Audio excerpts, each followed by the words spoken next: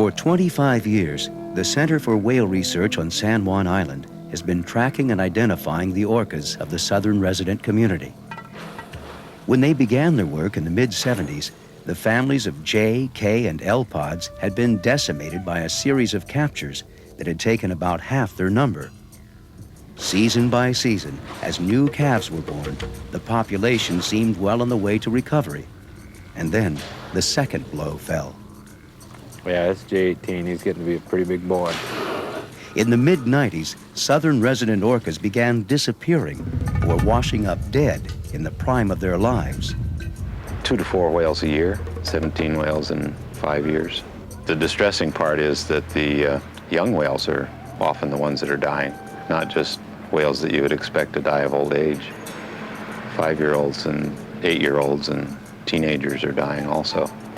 Among the dead was L51, a new mother who left a 6-month-old calf named Tweet. There's the baby. Other members of the family desperately tried to keep Tweak alive, but he too died. The fascinating thing about this was that normally a calf who'd be orphaned at that age, who was not weaned yet, would die immediately. You know, you would think that it would just perish, pass away.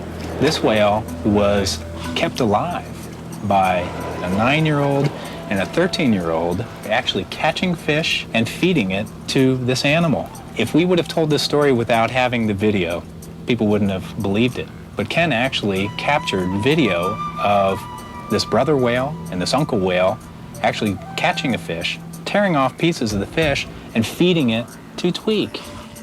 This whale survived for several weeks this way. Unfortunately, it passed away, it disappeared. So it wasn't kind of the ending that we had hoped for, but it showed us so much about these whales. By the spring of 2000, 15% of the whales were dead, without a clue as to why.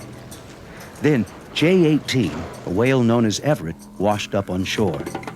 And it was, in one sense, a great opportunity to actually be able to look at a whale very, very fresh. Probably it had only died within a day of us discovering the carcass and determining a cause of death. There's something wrong with this population.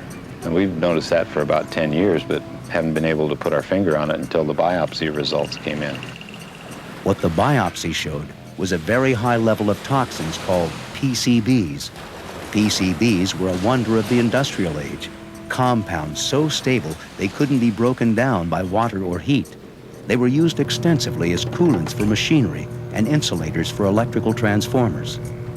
But they were also discovered to be dangerous environmental pollutants and were banned in this country 25 years ago.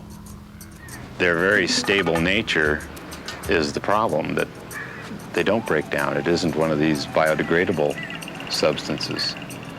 And what they do when they get into a organism is they start affecting the hormone systems. They act like a hormone, and they trigger a certain development or cease a certain development while the animal's growing.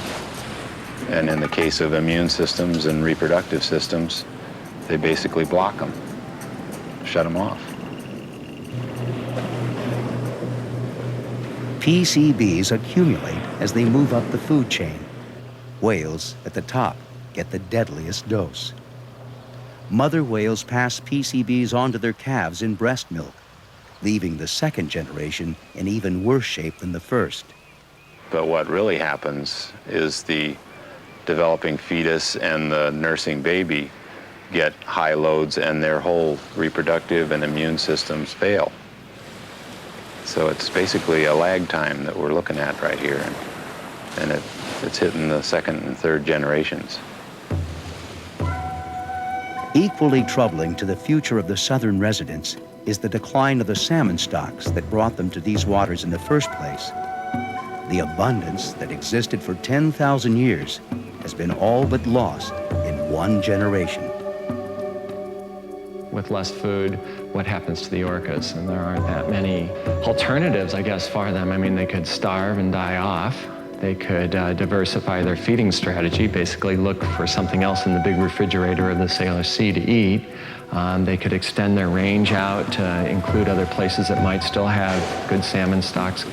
Those alternatives, there just aren't that many. The Puget Sound orcas may already be looking elsewhere for food. K and L pods were spotted over 1,000 miles from home, fishing in California's Monterey Bay. And at the height of the summer salmon run, all 3 pods of whales disappeared for several weeks.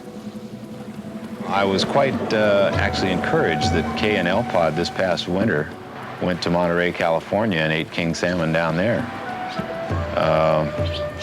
I had originally felt that they would just starve in this one area without going anywhere else. But apparently they will take off and look for other resources. It's clear that the orcas are having to work hard to survive in Puget Sound these days. Not only to find food, but also to steer clear of all the whale watch boats and other traffic in the Sound.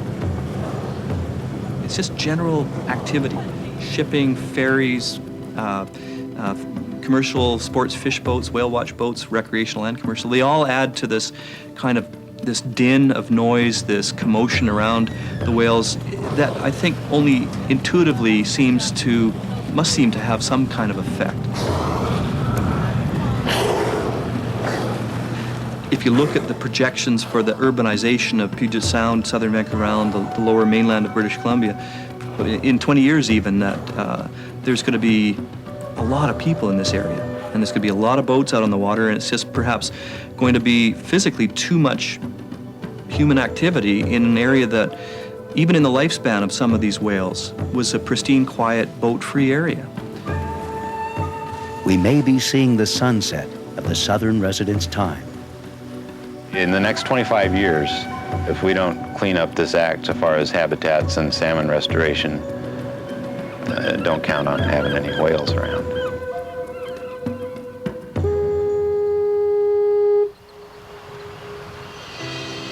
If they can survive the toxins we've washed into their waters, if the salmon return in great enough numbers to sustain them, if they can find a space in the world they used to rule, there may still be a chance. I think it would be a very sad thing to go on a state ferry in the San Juans and gaze out in the water and know that you're not going to see JK or L pod.